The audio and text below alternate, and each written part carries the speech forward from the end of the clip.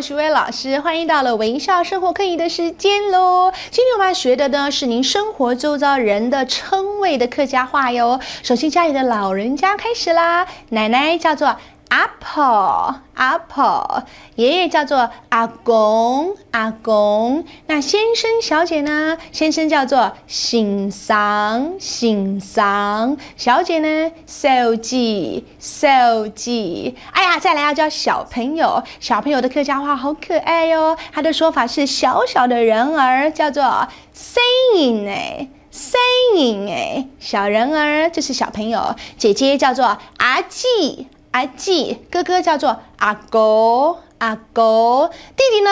老太，老太，妹妹老妹，老妹。再来，那同学呢？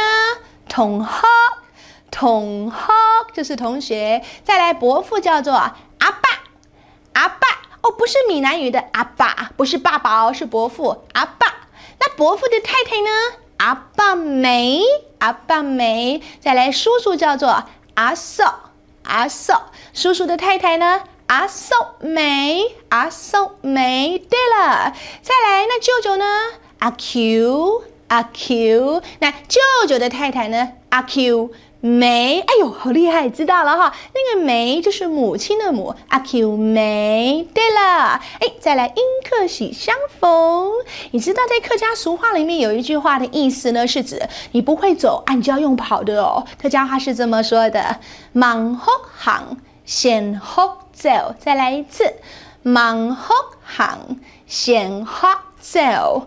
忙就是尚未还没有的意思，学就是学，你还没有学，行行就是 walk 走路的意思。先学走，走是什么呢？就是跑。你看走这个字在客家话，你以为是说走啊，其实它是跑的意思。所以再跟我念一次咯，忙学行，先学走。哎，英文怎么说呢？英文叫做Don't try to run before you can walk， 很有意思咯。Don't try， 不要试着去 run， 就是跑步。Before you can walk， 在你会走以前，千万不要去 run。来，客家话再跟我念一次哦。忙学行，先学走。Don't try to run before you can walk。啊，好棒哦！我们今天就学了这么多东西喽。接下来呢，我们要来复习喽。来，跟着学薇老师念一次，嘴巴借我大声念哦。第一个字，阿婆，阿婆，阿公，阿公。小朋友，細人誒，細人誒。再來，阿爸，阿爸妹，阿 Q， 阿 Q 妹，阿嫂，阿嫂妹。同學怎麼說？同學，同學。